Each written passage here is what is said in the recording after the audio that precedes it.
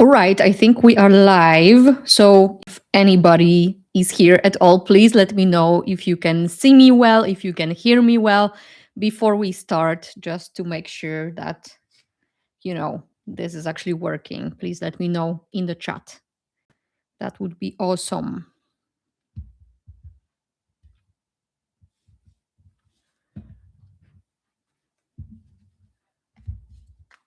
And we will, as usual, start with the Q&A. Okay, great. Thank you so much for confirming that it's working. I used to do like an intro with, my seasonal favorites and stuff like that. But I kind of moved away from that in my autumnal hangout. And today I also don't feel like doing that because we have quite a lot of questions.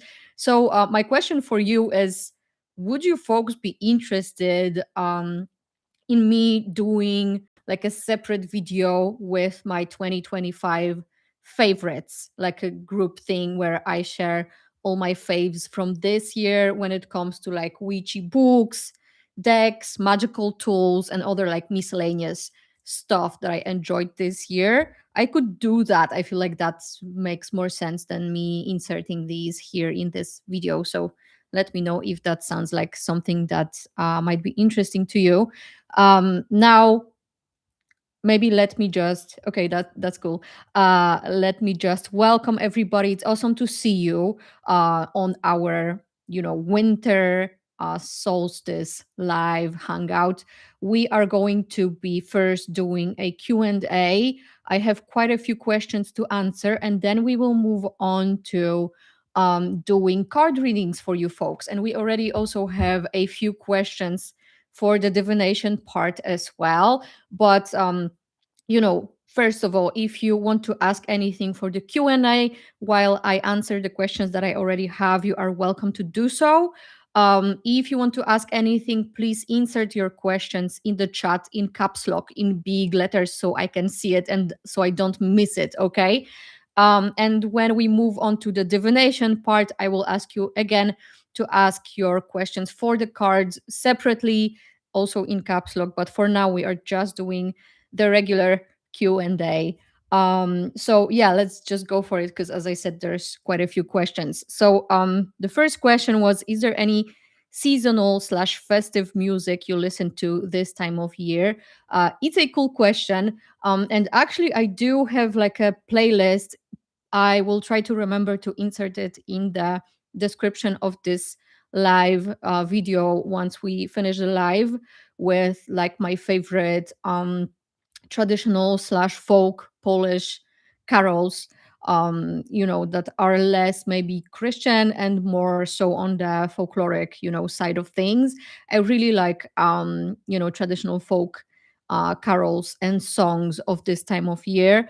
I'm also somebody who really likes just very old school, kind of low key, jazzy music this time of year. It just feels very cozy. So that's what I like to listen to.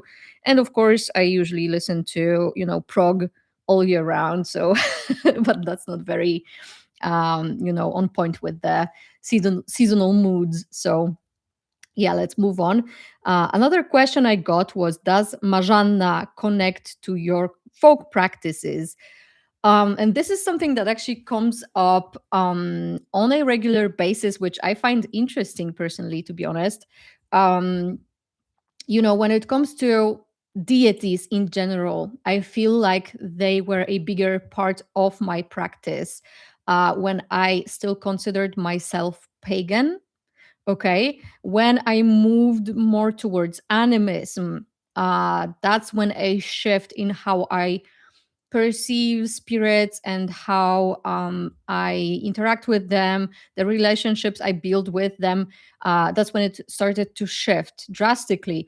And prior to, transitioning towards animism, when I was still a pagan, I actually had a cult of Marzanna in my practice. So she was very important to me in that regard. And when my practice shifted more towards animism, it was actually the goddess herself who made it very clear to me that it might not be the best choice for me to actually still have an active cult of her in my practice, and instead I should be moving on more towards having relationships with the ancestors as a kind of equivalent of that relationship, if that makes sense. So for me, the cult of the ancestors has always been a big part of what I do. So it still feels like there's remnants of the cult of Majanna present in my cult of the dead, and importantly, in the cult of the folkloric Marys. Because in Poland specifically, um, Majanna has been this deity who got syncretized with the local folkloric Marys post Christianization. So that's how she shows up in my folk practice per se. I hope that answers your question. I know that this varies depending on region and depending on Slavic country. It's not the same everywhere. So this is heavily dependent on more local iterations, you could say, of folk practice in general. Moving on, another question was, are there any fire-based rituals or traditions that you know of? And I have to say, like, when it comes to Slavic and Polish folk practices in general, every single celebration that you have around the agrarian cycle includes some form of the cult of fire. Fire and water are very present in all agrarian traditions, and that's tied to the lore, to how the entire folkloric perception of the world is structured. So it's a big thing. And if you are looking for the remnants of the cult of fire in Slavic or specifically Polish folkloric traditions, I actually do have a class about that on my Patreon. So do check that out for sure. I explain a lot about that in there. Another question is, what are your thoughts on modern Slavic polytheists? And I found this question really interesting because I don't know what thoughts I should have about Slavic polytheists in particular. I don't consider myself a polytheist, I'm an animist. I know that most people, especially in Poland, who consider themselves polytheists are also Rodnovers, so they are part of the faith of Rodnovery. Um, I don't have any particular thoughts. Like, everybody's practice is their own, and if polytheism feels like the right choice for somebody, like, who am I to have an opinion on that? I don't really like care. So yeah, no thoughts on that in particular. Another question. Oh, okay. No question, but my husband got me your book for Christmas. I can't wait to learn about my Polish roots. That's really sweet. Thank you for supporting my work and getting my book. I hope that anybody in here, if you got my book, I truly hope that you enjoy the read. Um, Another question: would you do more videos about your relationship with the devil? This has been heavily requested, and I did kind of hint at the fact that I might do more questions like that, more videos like that in the future. But the thing is that, if you have an active relationship with a spirit or a group of spirits, sometimes things might not go according to plan in this regard. And I have to say transparently that I was basically informed that it's not the best choice for me to talk about it in more depth publicly. So I will probably not talk about my relationship with the devil or with the folkloric devils publicly in more depth. No, but if you are interested in that part of my craft and learning more about that, I do have quite a bit on that on my Patreon as well, especially the Spirit Work 101, working with folkloric devils class, which is quite in depth. Another question: do you have any hot takes in regards to witchcraft, animism, folklore? Do not tempt me, Satan. Okay. Um, you know what? I feel like this is a very like muddy ground, or a place where you can go wrong really fast when it comes to hot takes in general. I used to be somebody with a lot of opinions that people would consider edgy, you know. I am not that person anymore, to be honest, in the sense that I don't feel like I want to share my thoughts on the, like particularities of witchcraft or animism, folklore, any of that, people's practices, people's spiritual practices. I don't think it makes sense, and I don't think it's helpful to be spewing hot takes too much, because in the end I think it causes more harm than good to the community at large. It divides people, and it makes people feel judged for what they do. And I don't want to be a person who does that to others, because it's none of my business what other people practice. Do I think a lot of the stuff that I see out there is not for me, or I would consider like frankly bullshit or like not working, etc.? Yeah, sure. Sure, but I don't feel like it makes sense to talk about that, or again like judge people for what they prefer to do or for what works for them, because I think at the end of the day the only measure of something making sense for you or working for you is if it actually has good results for you, if it makes your life better, if it makes you a better person, if it allows you and the ecology around you, broadly speaking, or the community around you, grow and thrive. I think those are the things that we should be looking towards, and not what somebody thinks about any of that, because the things I do might make sense for me. Somebody else might consider that to be bullshit.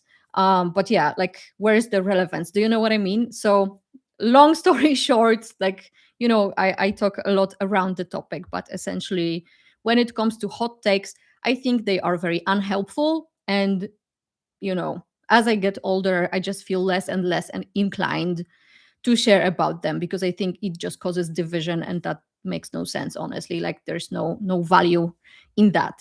So yeah, I hope you can accept my answer here. If you want to talk hot takes, I think that's more reserved for like private conversations with friends or in some like closed groups, because that's fine. Like, nitpicking stuff, getting to the bottom of something, analyzing something critically. I think that's important as well. By the way, I'm not like dismissing that part. I like dissecting things a lot. I like getting to the bottom of things. I really like to, read a book by somebody who's considered to be an authority, and criticizing the fuck out of that. Honestly, I love that. But I think that's reserved for me and my community, my group of friends, people who are closer to me and who are on the same wavelength. I think that's when it's helpful. And otherwise, it isn't as much helpful. Anyway, moving on. Another question: how can I incorporate my small kids in Solstice to teach them traditions? Honestly, I think if you are part of a group that does like group rituals, like for example, the solstice ritual or any other seasonal ones, if it is child friendly, I think that's a great way to make your children involved in that. Otherwise, because I know rituals like that are usually pagan in nature, and not all people who practice agrarian celebrations or traditions like the solstice are pagans. So group rites like that might not, or community rites like that might not be accessible to you. In that case, honestly, I would consider inviting your children to participate by, first of all, learning how to make traditional foods, or like at least making it for them, and allowing them to be participants in the process, seeing it, being present in it. And then, of course, maybe explaining the significance of the dishes and so on, making traditional, like the things that we usually do, like the decorations. That's the word I was looking for. The folkloric decorations that we traditionally make in our culture, like podłażniczka, which is the hanging, essentially upside down Christmas tree that hangs from the ceiling, or making decorations for that, making pająki from straw, or the diduch, or putting some straw under the tablecloth, setting up the table for the Christmas Eve dinner, and adding additional, place for the ancestors at the table, and so on. Basically participating in ways that are family focused, focused around the home, around the things that you would normally do anyway. I think that's a great way to include your children, honestly, and it doesn't feel forced. And it seems to be more like organic and maybe easier to digest for kids. And of course, traditional songs, traditional stories, legends, storytelling, all of that. I feel like that's the best way, honestly. But also, you need to know that I personally am not a parent. So, definitely not an expert on that. Another question was, oh, okay. You have a once in a lifetime opportunity to travel in time for a day. Which place and era do you pick? Shit, that's a hard one. If it's just for a day, it would be interesting to like just check out how things looked prior to Christianization, in like a random village around, the region where I live, even currently, just to, see how people lived here back then, like around the ninth century, maybe 8th century. 8th century would be good, actually, because we do have like a settlement from around then, from a Slavic tribe, Ślężanie, who used to, live here. So it would be cool to, go back for a day to a time when they were around, to just check out how they lived their life, honestly. That's a cool question. I really enjoyed that. Another question is, I've read that in Ukraine there is a tradition of making diduch. Is there anything similar in Poland? Yeah, in some places in Poland, and especially nowadays, more broadly, the tradition of making a diduch. So this is like the last sheaf of wheat. That you tie together, and you place it either in the sacred corner of your home, or on the table, at the table where you have like your major family dinners and celebrations, as the spirits of the ancestors, like a vessel for them, essentially. So it is experiencing a revival in Poland these days, like more and more people start doing that again. But something that's more alive, I guess, and has been for a very long time in Poland, is and is kind of like an equivalent, is placing a bit of straw under the tablecloth where you are going to have your Christmas Eve dinner. So that's kind of similar, because the straw is, present in both cases. You know what I mean? If you would like to learn more about the traditions of this time of year, we do have an entire, almost 2 hour long panel about the Slavic folklore of winter, available on my YouTube channel. So do check that out. You will get to, know much more of those traditions, and from the perspectives, not only mine, but of other Slavic peoples from different Slavic countries. So it's always cool to compare, I think. Um, for you and for Poland more broadly, do ancestors visit around solstice?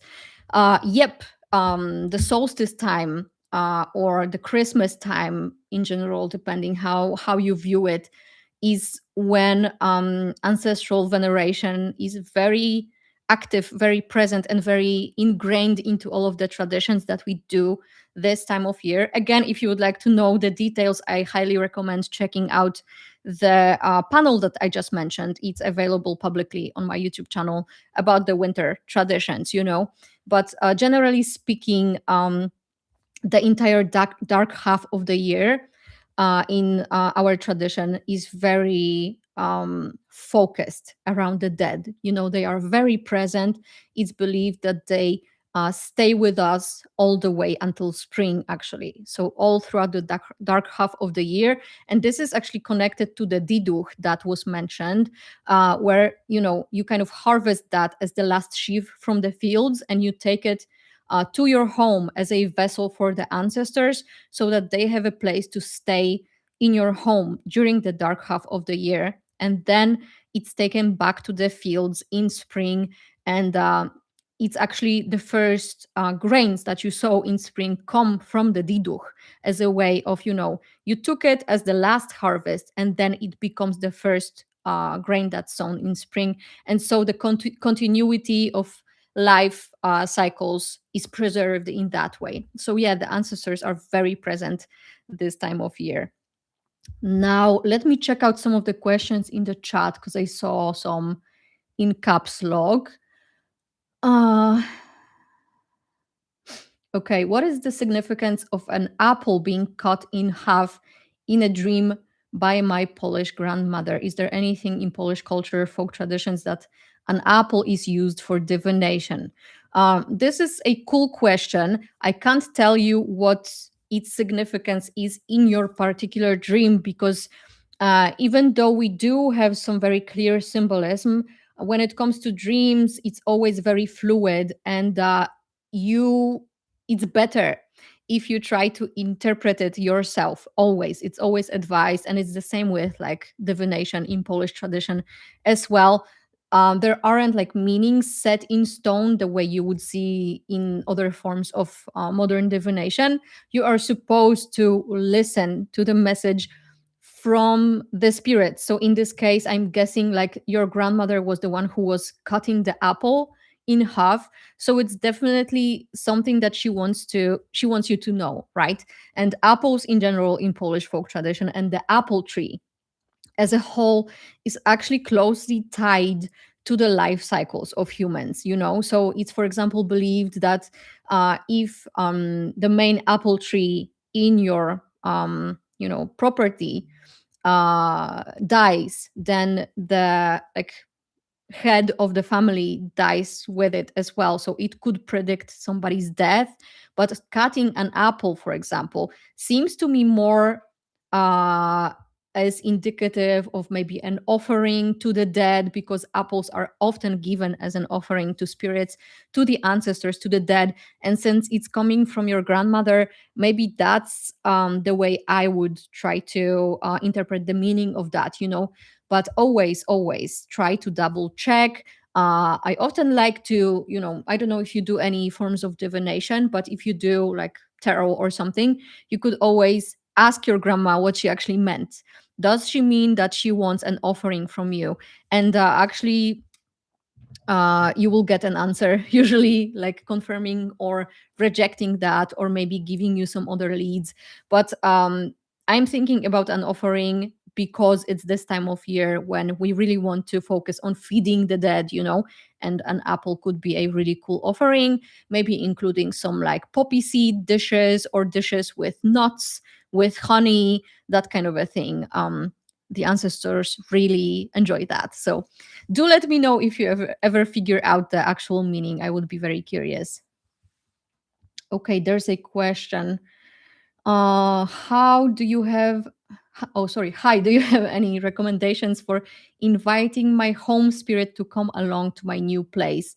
Fireplace, uh in new but not in old, thank you. Okay, so there's actually a traditional way to go about this. If you are moving house and you would like your domovik to come with you to the new place, you would usually take your shoes and you would place it somewhere. If you don't have like a fireplace, that's okay. Like most modern houses don't have a fireplace, right? If you have a place where you normally would give offerings to your household spirit, that's where you would want to place the shoes overnight, and basically tell, it's best to do it out loud actually.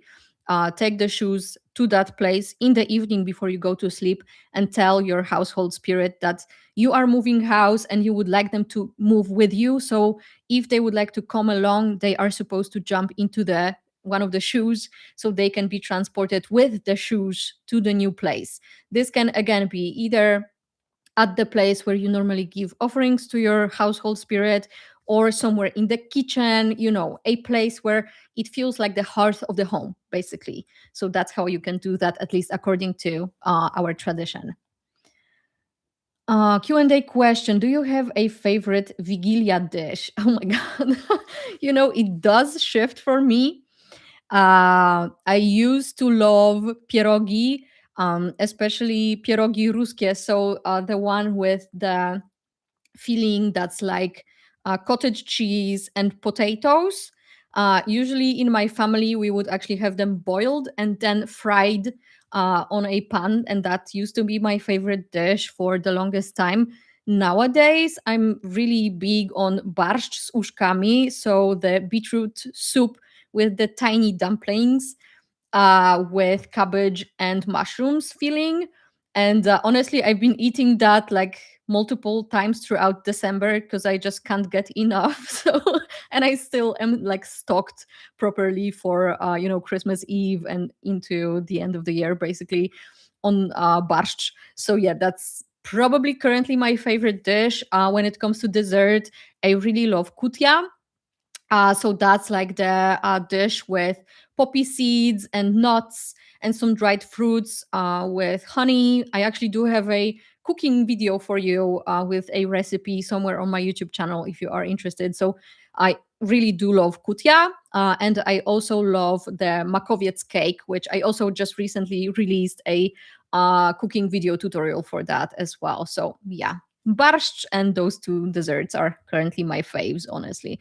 um it's kind of, now that I think about it, it's kind of controversial that I did not mention the sałatka jarzynowa.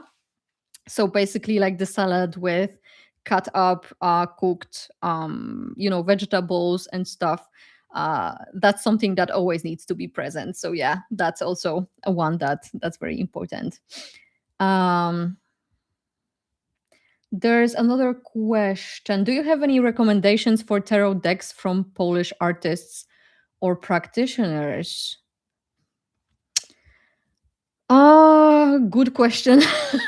The one deck that comes to mind actually is the Slavic Legends Tarot from Taroteka Studio. It's a Polish studio and it's obviously a Slavic themed deck. I really love that deck. It's really cool in terms of like having the Slavic symbolism and all of that. Although I haven't been using it much recently, to be honest, but that's just because my tastes in index tend to shift seasonally and depending on the year. But yeah, that's one that I would definitely recommend. It's like genuinely a good deck, Slavic Legends Tarot. Okay, another one. Do you celebrate Vigilia? How would Vigilia correspond to folk beliefs and practices? I mean, who doesn't celebrate Vigilia? All of us do. I feel like in Poland, even if you aren't somebody who's religious, because technically, like Vigilia is something. So the Christmas Eve is something that is tied to Christianity or Catholicism, right?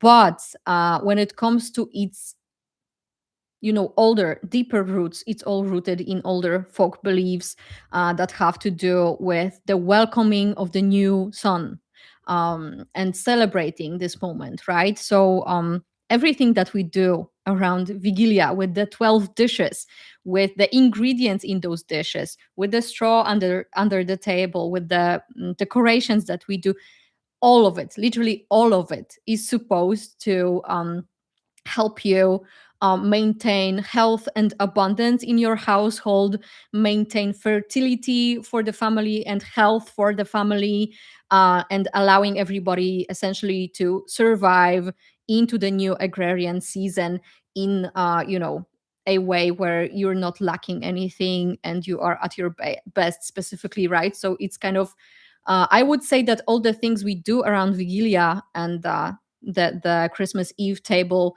has to do with summoning fertility and abundance, as well as inviting everybody to the table. So it's this almost like a ritual of reciprocity and welcoming of the entire ecosystem around you. It's not just about fellow humans, but it's also about inviting, there are literally formulas for inviting various animals to the table, inviting the ancestors and the dead to the table, and inviting even, like the natural phenomena like the star or the winds and so on. So everything around Vigilia has ties to older folkloric traditions, so there isn't anything that wouldn't qualify as such, I would say.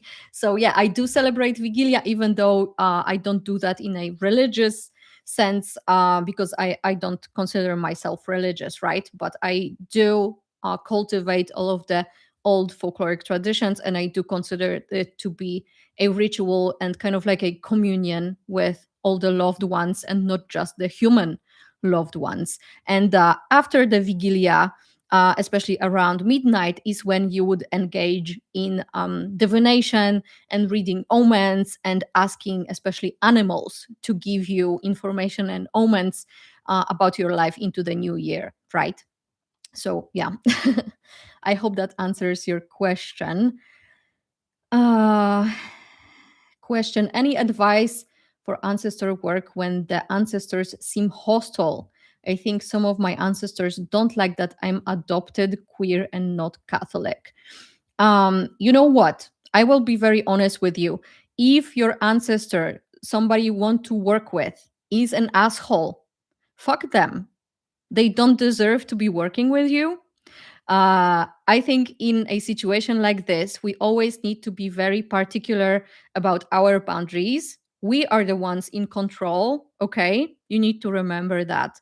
They can't bully you into making their way into your practice and then like abuse you, That's a no go. If they are an asshole, if they don't accept who you are as a person, fuck them. They don't deserve to have a place in your practice.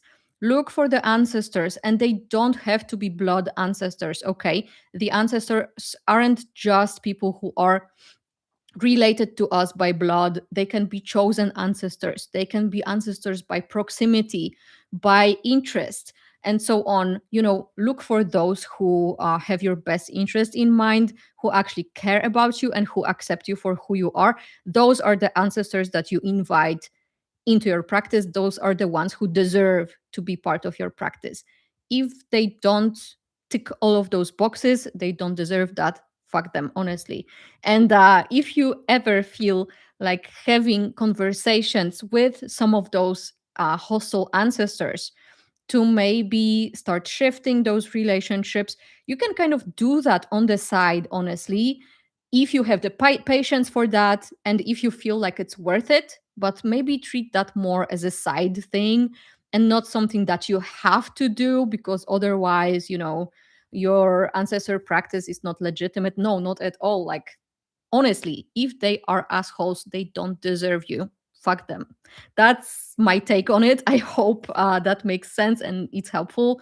I know that depending on the practitioner, people have different views about this. So, uh, you know, whomever you ask, you might get a different opinion. But I honestly deeply believe that the way I explained it is to be the case, especially since a lot of my work with spirits is working with the dead. So, yeah, you just have to have very stark boundaries and remember that you are the one who dictates how this is going to work. You are the one in control always. So, yeah, anyway, let's move on. Do we have any other questions in the Q&A section?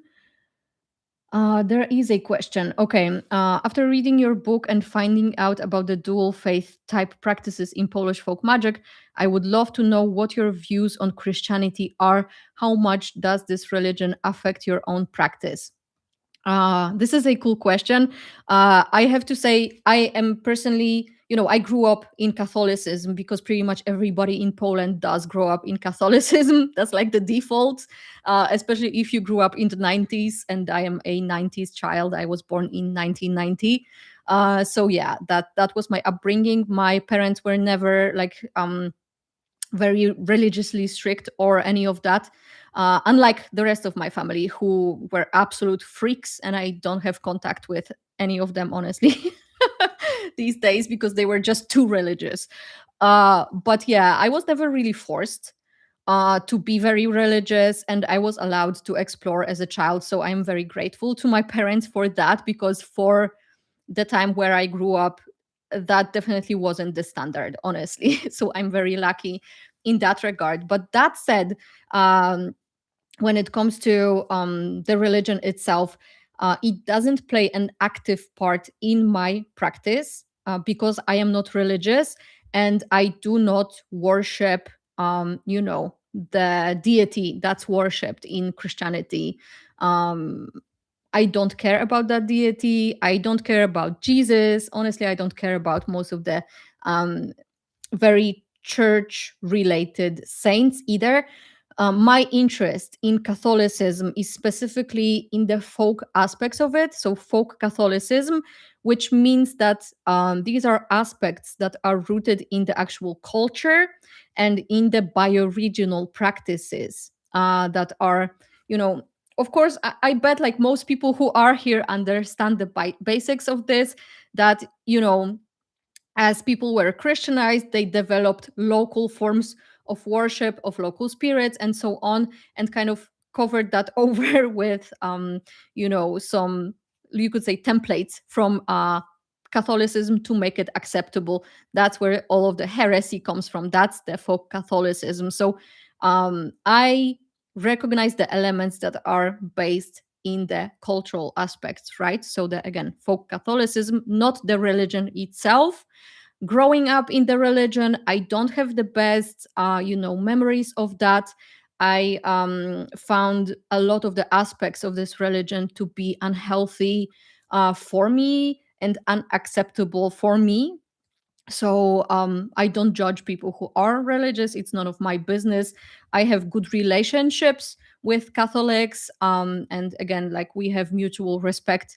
I'm just not a fan of the religion. So again, cultural aspects of it, not religious aspects of it. No cult of the deity, just making sure that it's actually rooted in the bioregion, it's rooted in the folkloric traditions of my people. Okay, I hope that makes sense, and I hope that answers your question.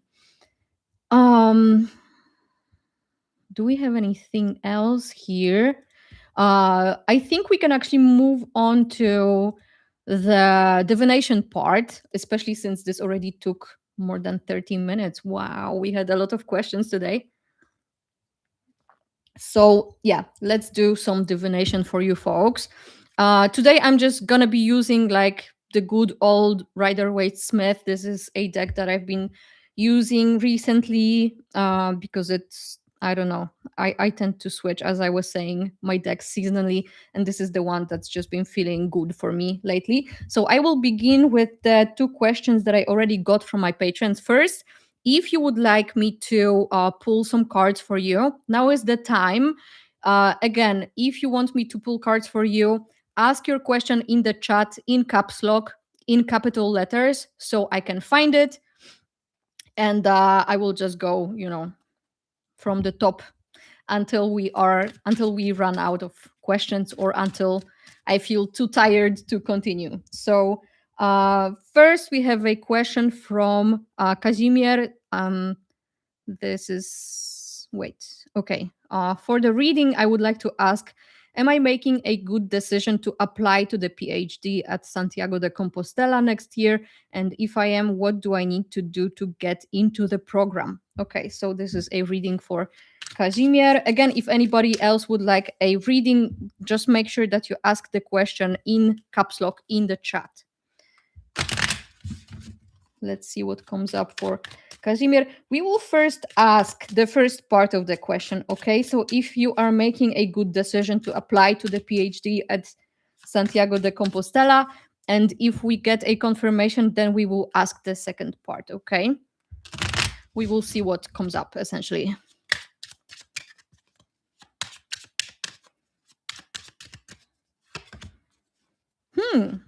Okay, I think this is looking solid. We got the Emperor. So this is showing me that it is a good decision because it's placing you uh, at a spot where you are striving to become an expert in the field that you will be enrolling with for the PhD, right? So now let us see.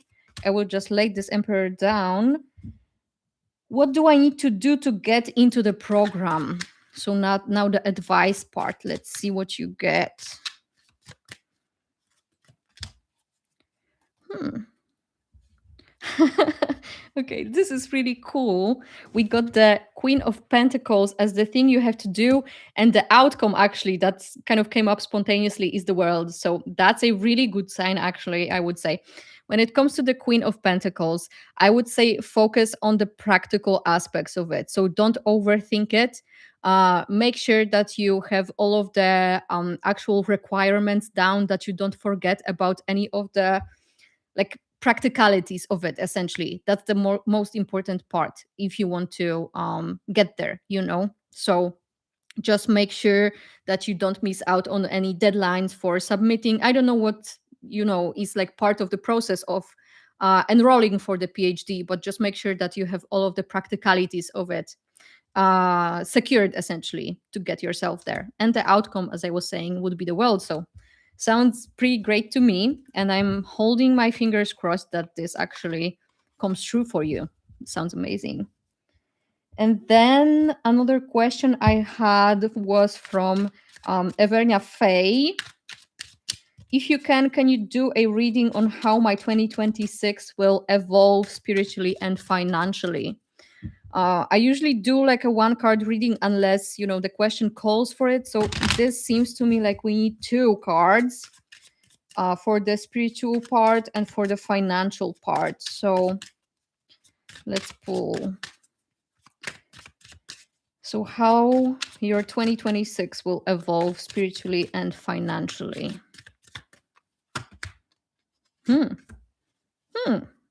Okay, this is interesting. We got the Eight of Wands for the spiritual part. So it seems like things will be moving very swiftly. There's either like a lot of change or new revelations that are coming your way in 2026 in terms of your spiritual practice, for sure. So it seems like you don't really have to try much to see the evolution part happening. It's going to come very swiftly and very prominently for you. And then when it comes to the financial part, we again get another card from the suit of wands. We get the Queen of Wands. So it seems that you might be drawn towards some passions, and maybe in terms of your finances, either trying to sustain yourself financially from your passions, getting out there with the either like things that you consider to be your hobbies, or something that you feel very like inspired about, the thing that's holding you and your meaning of life and your expression, for who you are. Essentially, that's the core of you that wants to get out and somehow have that be part of how you sustain yourself financially. So I would definitely be looking for things of making that come true, because it's always very fulfilling for us if we can make that part of our job, essentially. So yeah, I hope that helps when it comes to the evolution. It does look good, honestly. When it comes to the Eight of Wands for the spiritual part, the Eight of Wands, because of its very swift nature, can sometimes feel like crisis. And that, I'm just saying that as a warning. It can sometimes feel like that because we are rarely prepared for the speed at which the things are happening. But do not confuse it for a crisis. Try to seek for the advantage in it, essentially, for the best outcome. I hope that helps. Okay, let me see. Okay, so Troy wants a general, what will 2026 bring? Right ahead, let's pull some cards for you. Let's see what 2026 has in store for you.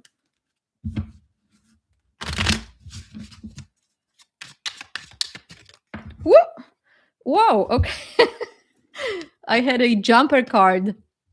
we got the Hanged Man. So it seems like you are in for some change in perspective.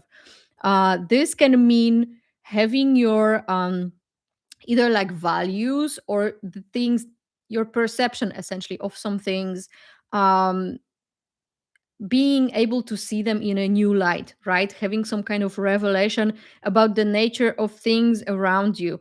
And I'm not getting from this card, obviously, because it's just one. Maybe actually, let me see the bottom card for some clues on what this can be about, you know? Ooh, okay, okay, okay, okay, okay, okay. The bottom card is the Nine of Pentacles. Sorry. So, the Nine of Pentacles, as you probably know, is the card of self esteem. So you might actually be challenged in terms of like your identity, how you feel about yourself, how you are perceiving yourself.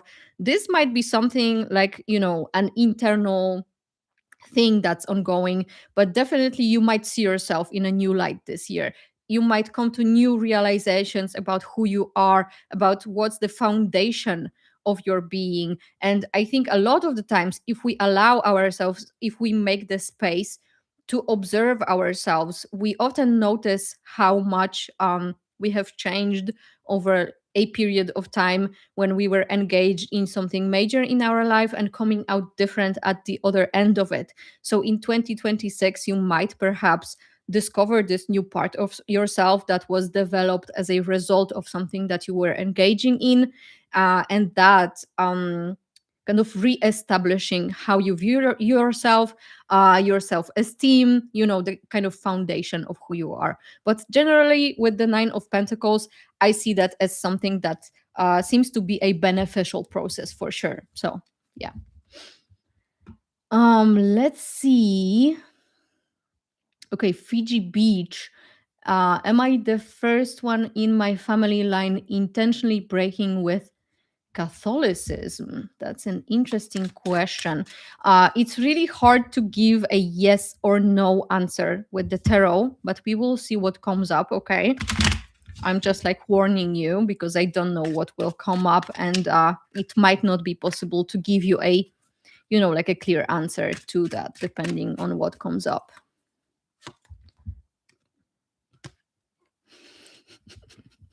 You know what? You might be. You might be the first person to do it intentionally. The Eight of Wands, again, is something that's like very swift, very cutting something off, very like getting to the point. So in terms of, you know, your question, which was intentionally breaking with Catholicism, this would be like a clear yes. Like, yeah, you're probably the first one to do it intentionally. Hope that helps.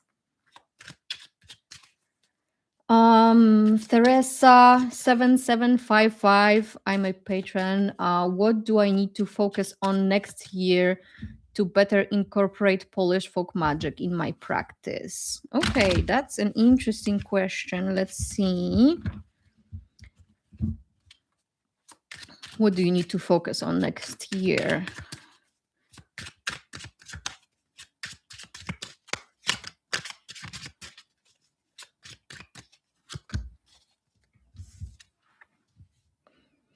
As is usually the case with any kind of spiritual practice, we get the high priestess, right? So it's no surprise, honestly, to see a card like this. I think the component that's currently like worthwhile to be focusing on is your own kind of intuitive understanding of the Polish folk magic practices. So, you know, essentially like taking it, if you were incorporating these practices into your life all this time, perhaps it's time to take it to the next level in the sense that you are relying less on just the kind of hard data, hard knowledge, you know, sources, all of that. Rely on that less and instead allow your intuition to guide you more. I know this sounds cliche as fuck. I do realize that.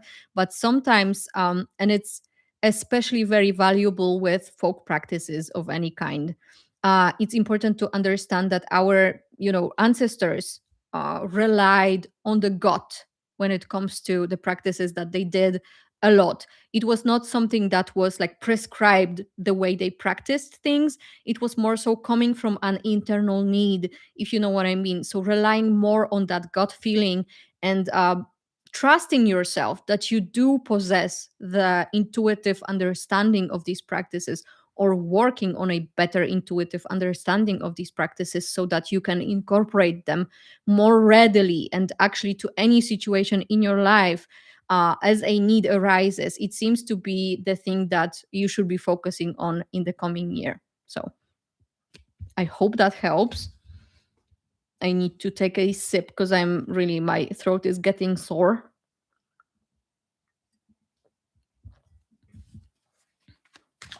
Okay, Lixira is asking, I would like to know if I'll graduate successfully. I'm studying pretty hard, and if I'll get a good mentor for a PhD. The institute does not know who will get mentorship yet. Okay, so these are two questions. Let's split them. Are you going to graduate successfully? Again, it's very hard to give like yes, no answers. It's kind of depends on what comes up, right? So let's first ask about that and see what comes up. If you graduate successfully, yep. It seems like you studied enough, as you pointed out yourself, to hold mastery over the things that were the most important to harness to achieve that success. So the magician appears to be a good sign in this regard for sure. And are you going to get a good mentor for a PhD?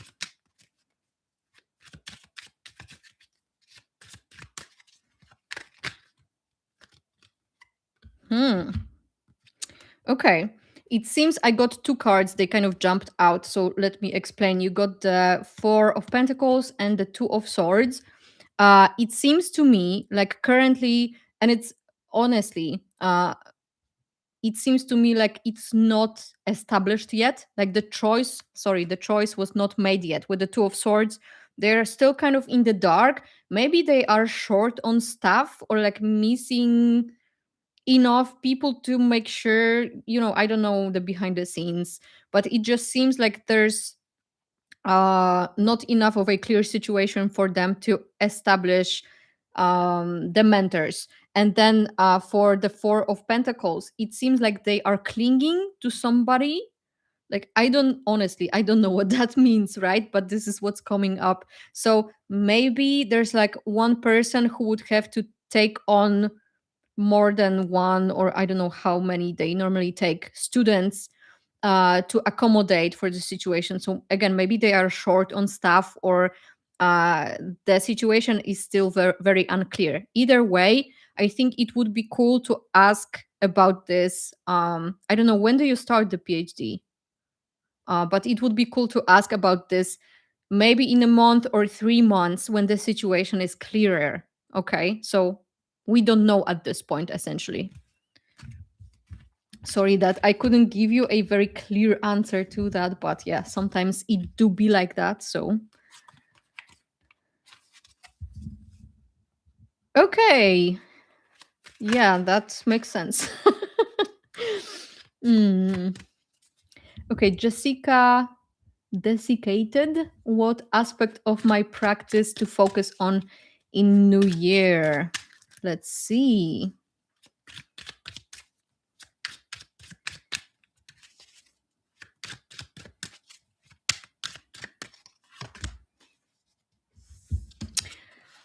We got the Lovers. That's interesting. This is a card of relationships, okay, in the sense of making allying yourself with somebody, like choosing a side in a way.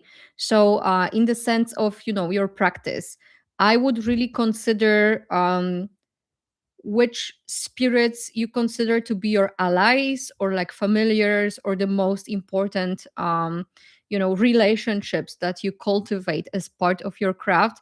It seems that that will be the main focus of the coming year for you. So establishing kind of whose side you're on. I'm using air quotes because that's, kind of makes it seem kind of binary. That's not what I mean. But essentially, like establishing who's your folks in terms of your spirit allies, focus on that in the coming year.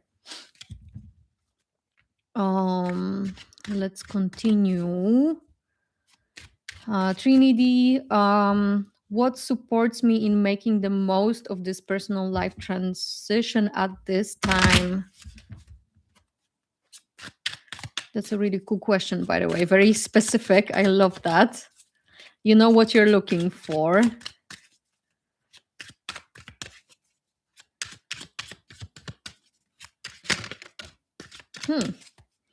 We got one jumper, but I don't feel like that's really the full answer. So, okay. So the jumper was the Four of Pentacles. Again, by the way, it came up earlier. You know, in the sense of being supported by something. This is like the card of making sure that your foundation is solid, right? This can be like, because this is Pentacles, this can be like ensuring that you have like savings or otherwise like a safety net in terms of just straight up like finances or your mundane situation, that it's secured essentially. So this would be like the basis for everything. Okay, this would definitely help you make the most of whatever transition you're making at this time. And that kind of checks out, right? If we are making changes in our life, whatever they are, and whether we can control them or not, if we feel like our basic needs are secured, then that makes things so much easier. But also we got the Magician, right? So this is really cool because it's showing me that it's okay if you are your own advocate. Okay, so don't be shy around being your own advocate, making sure that you have the initiative, that you are controlling as much as possible. Of course, I don't know what the transition is and all of that, that you are controlling the situation.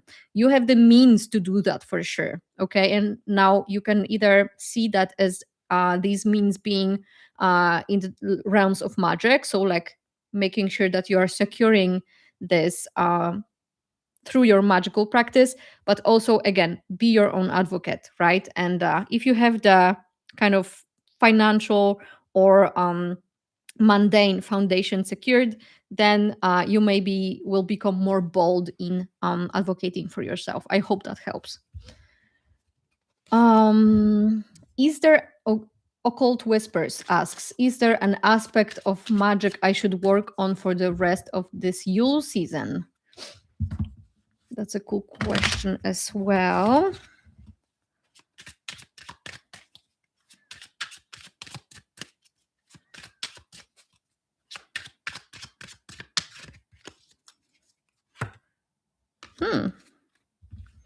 We got the Hierophant.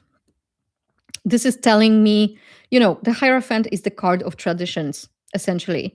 So it's kind of funny that you ask this in the context of what you should work on uh, in your magical practice for this Yule season. Maybe immerse yourself in the traditions of this time of year more. There's a lot of magic to be gleaned from what's already there inside these traditions. You can incorporate them into your magic and your magic into them, right? And it goes both ways. So be a traditional person this season for sure. This can mean, like, I don't know if you practice, as many of us here, like say Slavic or Polish folk magic or anything like that.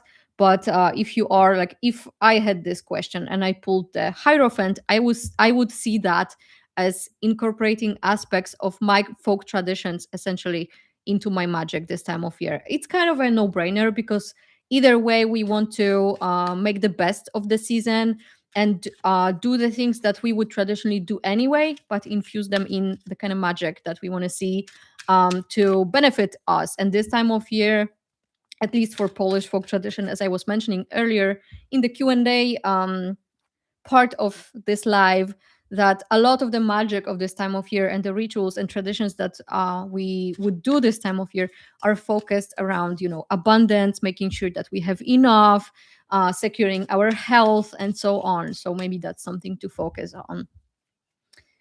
The next question is from Ray Sierra. Am I meant to leave my career as it is behind and focus on family? My partner and I are considering having a baby one day, and I feel very drawn to it, which is surprising me. Okay, so are you meant to leave your career as it is behind and focus on family? Let's see what the cards say.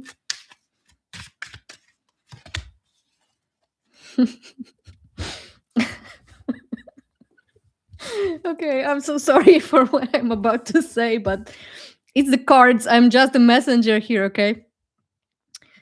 How do I say this? Like, yeah, it's basically saying get laid a lot. So it's maybe pointing towards the baby, right? But also, yeah, to me, honestly, this is the card that was at the bottom, by the way. So we are seeing these both aspects of it, right? To me, the Knight of Wands is essentially like the advice of follow your, you know, your inner flame, literally speaking. But that can speak to the what's the English word for that? It's not the gut, but it's just this like compulsion almost that you feel. If you feel a pull towards having a baby and focusing on the family, you would really like, you know, the knight essentially speaks to that. It's like this fiery going forward with what I need right now. And then the Three of Cups shows a celebration as a result of that. So a good outcome of that. Does that mean that you are supposed to leave your career behind? Not necessarily.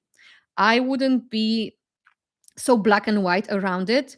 I would see this as more saying, like, go for it and see what happens. That doesn't mean that you have to leave your career to have a baby. Perhaps you can have both, you know? So, yeah. Either way, good luck.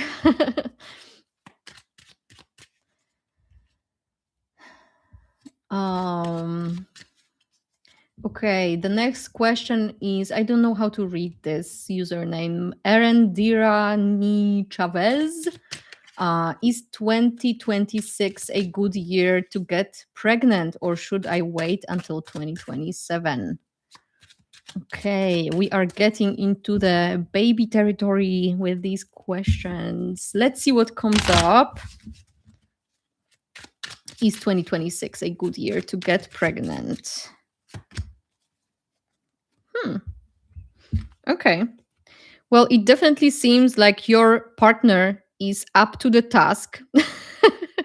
And the card at the bottom we got is Knight of Cups. So we got the King of Cups and the Knight of Cups. These are both like very, you could say, family focused or emotion focused cards, in the sense that they both can give you like the feeling of emotional safety around whatever you are to embark on. In this case, you asked about getting pregnant, so it seems to me like these cards are very focused on that, in the sense that you would have a good emotional support for that, for sure. So if that's an important factor, then to me it would show that maybe it's a good time indeed.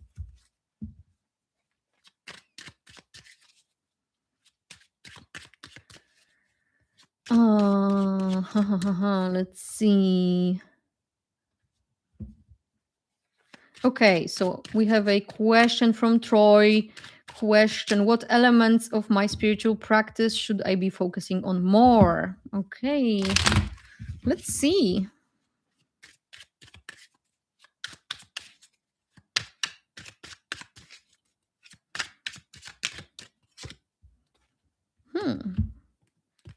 This is an interesting answer. Do with it what you will. We got the Five of Cups. This is the card of grief work in some aspect. You know, this can either mean like working more with the dead, because grief work often revolves around the dead, right? But also maybe seeing what aspects of your craft aren't working for you anymore and should be maybe left in the past or buried. Maybe there's something that's kind of not compatible with who you are anymore, which is funny considering the earlier question that you asked with the hanged man and seeing who you are becoming. Maybe there's something to it. There's definitely some grief to be taken care of that's related to this. So if I asked this question and got an answer like this, I would definitely do some divination with my spirits to help me identify what's the source of my grief at this time. And this would be the focus that I need to bring forth in my craft, honestly. Maybe you can help yourself deal with that, see things in a new light, or honestly, and I think we often kind of downplay this aspect in the context of witchcraft, but tending to our body and the feelings of grief that are accumulated within our body can be so helpful, especially in terms of like trance work or ecstatic practices, right? That's often a barrier to those practices, so tend to the grief. Yeah, I hope that helps. Okay, Fiji Beach. What can be a thing to help myself in terms of mental health? With health and the mental health questions in general, I always have to say very, very clearly that you shouldn't be relying on cards to get advice on this. So please take this more as just something fun to do.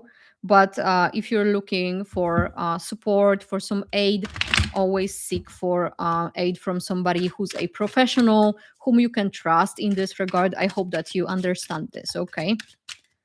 But let's see, what can be a thing to help you in terms of mental health?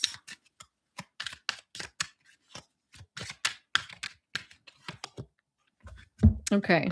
It seems to me like you are burnt out. The Nine of Wands, at least, is a card that often indicates like extreme exhaustion, burnout, those kinds of feelings where, oh shit, I don't really have much more energy to go on. So in terms of, if you want to actually help yourself, look towards practices that can strengthen you in terms of burnout prevention or exhaustion prevention. And I don't want to give too detailed advice here, because as I mentioned, I just don't think that's wise necessarily. But what I would advise, that's kind of common sense, is see where and how you can give yourself some proper rest and rejuvenation. Maybe bettering your sleep schedule or eating more wholesome foods, etc., spending more time outdoors, or maybe just bettering your hygiene in terms of like spending time online. All of that can contribute, so look towards maybe some of that, or ask for help. Honestly, burnout is not something to be underestimated. It can really kind of fuck you up long term, so yeah, good luck. Okay, question from the Earthbounder. What should I focus on in 2026? I don't usually work with like your astrology, so you don't have to provide that. What should you focus on in 2026?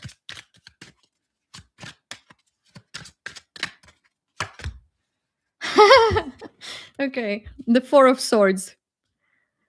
Do just go to sleep, like get some proper rest. Just, we were just speaking about this in the context of burnout, right?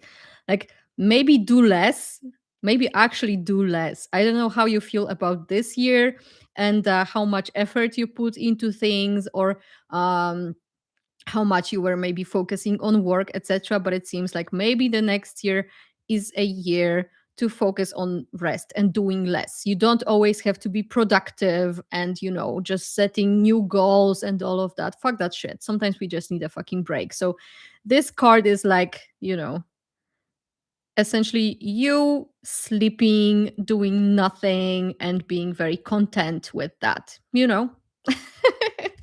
I love that, honestly, as advice. Okay. Alonso25 asks, what is something I can do to improve my relationship with my family? Something you can do. Okay.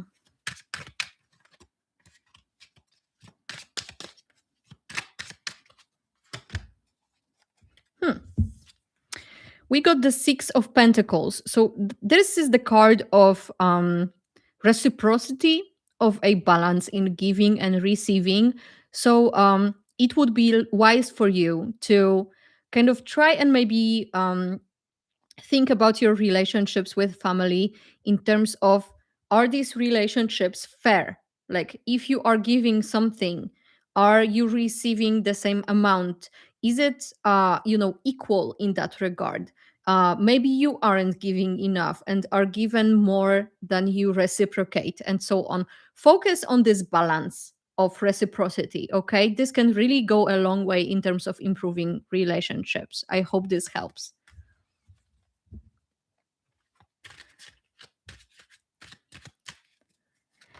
It's a Wonderful World is asking, what is my next step in mastering the art of blessing? Okay, let's see.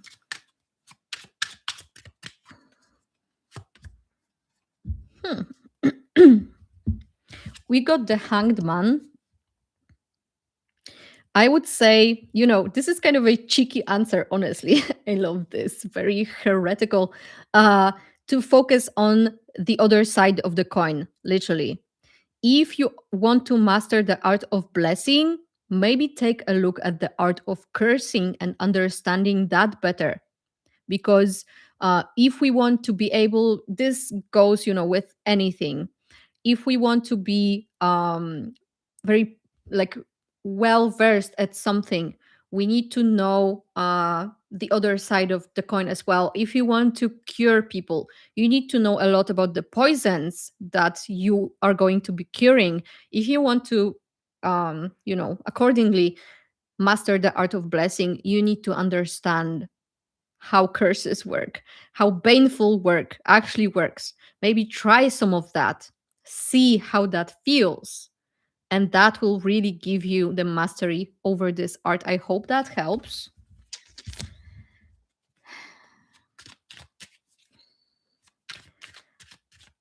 Okay, Teresa has another question, if allowed. Yeah, sure. We had a few people who asked more than one.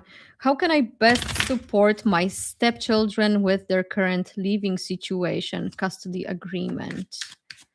How can you best support your stepchildren? Aww. So we got like the bottom card straight away. I will talk about this one first because it seems like they aren't feeling very secure in their foundations for whatever reason, right? And we got the Nine of Cups as an answer to that. So essentially doing anything you can, and this isn't going to be very like down to earth things. This is focused on emotional well-being, ensuring that they feel well established in the sense that they feel safe emotionally in the situation that they are in, whatever the situation is. Like, it's not always ideal, it's rarely ever ideal, to be honest, right? But for children, any children, it's always the most important to feel emotionally safe and secure in the living situation that they are in, so that they have especially safe adults around them, whom they can trust, whom they can tell about their problems, right? And from whom they can get advice, support, trust, all of that. It's basic emotional needs, essentially, right? So just ensure that that is secured for them. This is something that they will benefit from the most. And of course, that makes sense. If we feel emotionally secure, it's much easier for us to cope with the struggles that we have. So I hope that helps.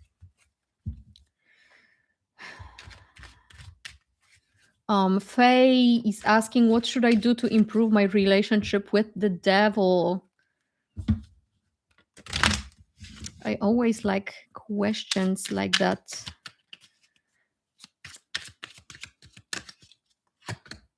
Oh.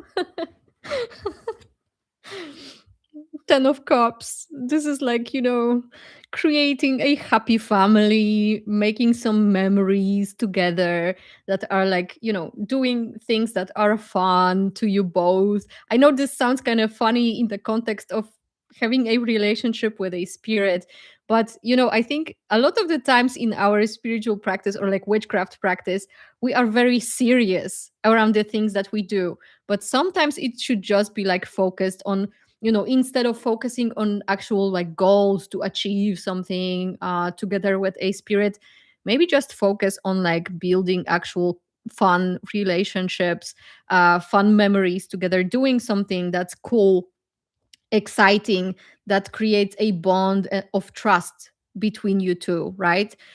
In the case of working with a spirit, and this is the devil specifically, right?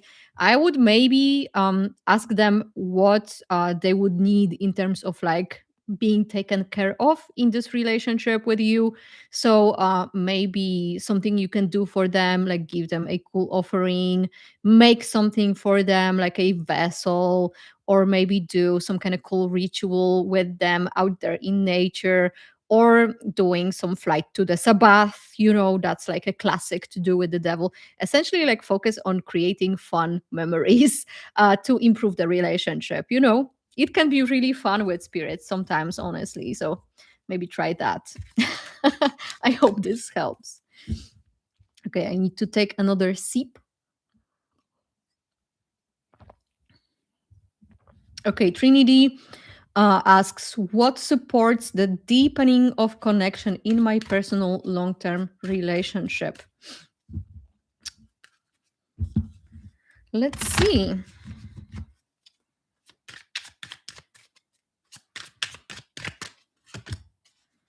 Hmm. This is really cool. So, the main card that came up is Knight of Cups. And to me, in terms of like actual close relationships, I'm guessing like this is with your partner, right? Deepening the connection, it's something that you strive for together with all of the knights. It's a card of striving towards something. And in case, sorry, I can't speak, in case of relationships of any kind, it's the Knight of Cups, right? It's the emotions. So you are striving for emotional clarity together, which kind of sounds like, a non answer essentially. But I have another card for you that came up together with it. And I think this is kind of cute, like winning together, doing something together successfully. So maybe having common goals and making sure that you achieve them together. This can even be like playing a game together and winning or something, silly like that. But essentially having this trust between each other, that you can both essentially do your part to get you there towards victory on whatever levels that are relevant in your life at this time. So striving for this winning together, this is something that can help strengthen the relationship or deepen the connection in your relationship. I hope that helps. Blue Ignis, if I might ask any advice regarding my job situation for 2026. Let's see what comes up.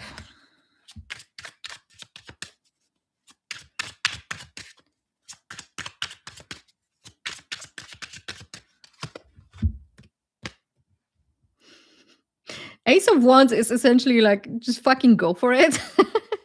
If you feel, to specify, of course, if you feel like there's anything you can do to make your situation at work more solid, like either make you take you higher in some tiers at work, making sure that you are well respected, or if you are striving for getting a raise or something, just fucking go for it. Ace of Wands is the card of daring. You need to dare to do the things you want to see achieved, right?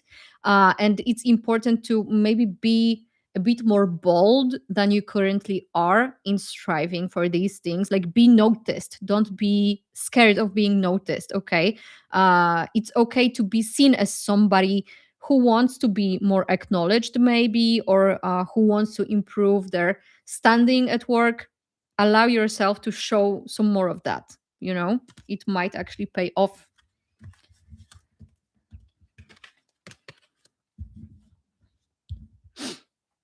Okay, Evernia Faye has another question. Will my financial situation improve in 2026? Will I have a lot of work coming in? This year was horrible, so I'm hoping for good. Fingers crossed. Let's see what the cards say.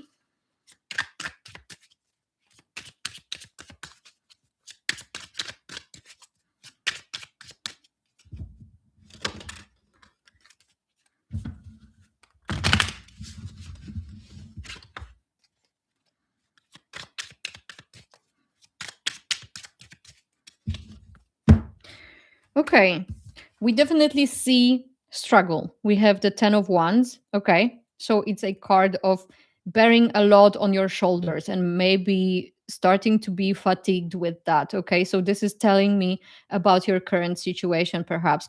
And then the card that jumped out, like it literally jumped out, is the Queen of Swords. This is like, in the context of the reading, I would read this as you essentially. This is the card of advice. So you would be wise to devise some kind of like master plan on how to get yourself, from this situation or out of this situation, into something more fulfilling in terms of your needs. The Queen of Swords is like a mastermind, somebody who looks at all of the aspects of the situation from like above and is able to analyze them. It seems like maybe the situation this year, as you said yourself, was horrible because you were missing some piece of the puzzle to, stop struggling essentially. So I am not saying that it looks like everything is going to be amazing in the coming year, but maybe you need to look at your current situation with fresh eyes in order to figure out like what got you where you are right now. And maybe, in order to get yourself out of the situation, you will actually need to ask for support, or like not be alone in this situation, because the Queen of Swords a lot of the times indicates somebody who wants to do everything by themselves, and be like self-sustainable and all of that, like very alone in the tasks that you do. And sometimes that can be your downfall. So, try to look at the situation or like analyze it from various angles and see if you weren't maybe sabotaging your own efforts by trying to do too much just by yourself. Maybe you could actually benefit from getting some outside aid, either somebody like giving you advice in the case of your particular situation, or maybe helping you with some of the like workload, to make it easier. And I hope that maybe helps establish what can be done to ease this load of this 10 of Wands, which it definitely seems like there's a lot on your shoulders, honestly. So yeah, fingers crossed that it improves in the coming year. But it seems like a lot is in the sphere of you need to figure things out first, and then, the situation will shift. It's not going to happen on its own, so to say. um Halite 47 asks, what message do I most need to hear about my small business at this time? Let's see. Hmm. Hmm.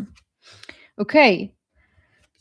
Interesting. We got the Hierophant. So maybe doing things less out of the box and just more kind of mainstream or more traditional would do you well. Or maybe putting yourself more in a space of like an expert who knows what they are doing would do you well. So, like, not being um, humble about your skills, your expertise, showing that off more, and catering more to the mainstream. People sometimes don't see your skills or your expertise unless you show it in a very like obvious way without them having to guess, if you know what I mean. Like sometimes we have to be very blunt in the sense of like making things very, very obvious and clear so that they can notice. Okay, so in that sense I would definitely focus on how you are perceived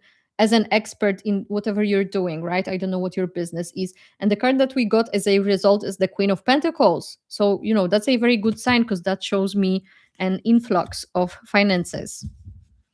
I hope that helps.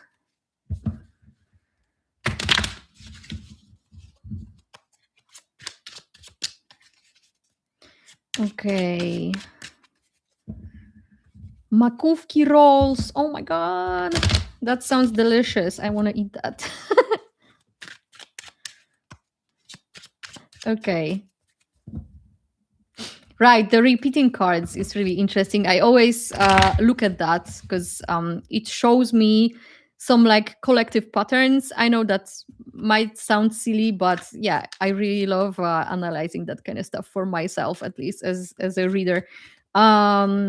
Faye is asking if I can ask a question again. What should I do to improve my relationship with Hecate? Let's see. And we will be slowly wrapping up the live. So if anybody still has questions, please write them in the chat right now. And if I don't get any more, then I will be slowly ending the live. But let's focus on this question. How can you improve your relationship with Hecate?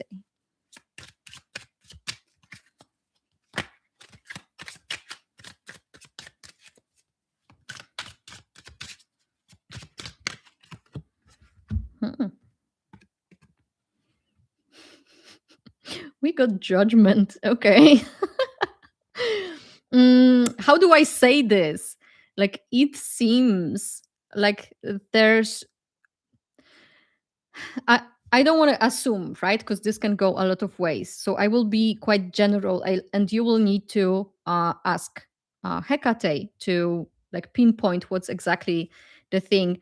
But it seems like there's either some kind of unfinished business that you have with her, like maybe you asked for her aid and then forgot to repay with the offerings that you promised, or something like that. Like, it seems like there's some judgment upon you in the sense of you didn't fully do the job that you promised to do in some regard. I would definitely be checking, if I were you, with her, right? Like, ask through divination, or maybe ask for a dream or something, or maybe you already know what this is about, to specify and fix that. Okay, it seems like there's something to be done, and it's not you shouldn't like,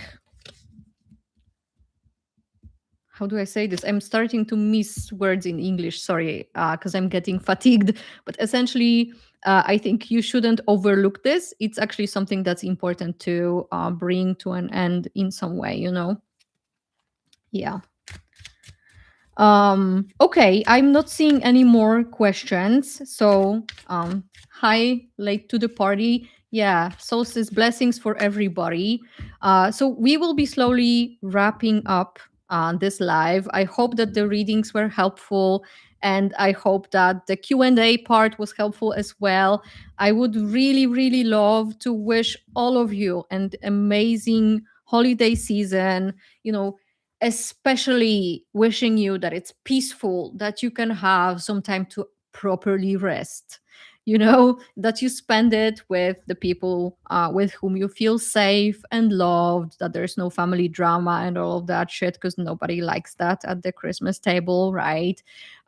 So for folks who would like to participate with us, we have the 12 nights of liminality that we are starting on December 26th. This is 12 days when we are doing, omens and divinations and dream work, and focusing on wrapping up this old year and preparing ourselves for the new year. I have a workbook that you can actually download for this for free on my Patreon. The link is below. If you would like to participate with us, you can join us on our Discord that's connected to my Patreon, or you can also do this solo with the workbook. So I highly encourage everybody to join us because it's always a lot of fun.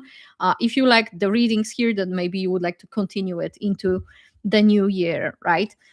Yeah, that's it from me, I think. So again, thank you all so much for being here. Thank you for supporting my work. Happy holidays and hopefully see you around soon. So take care. Bye.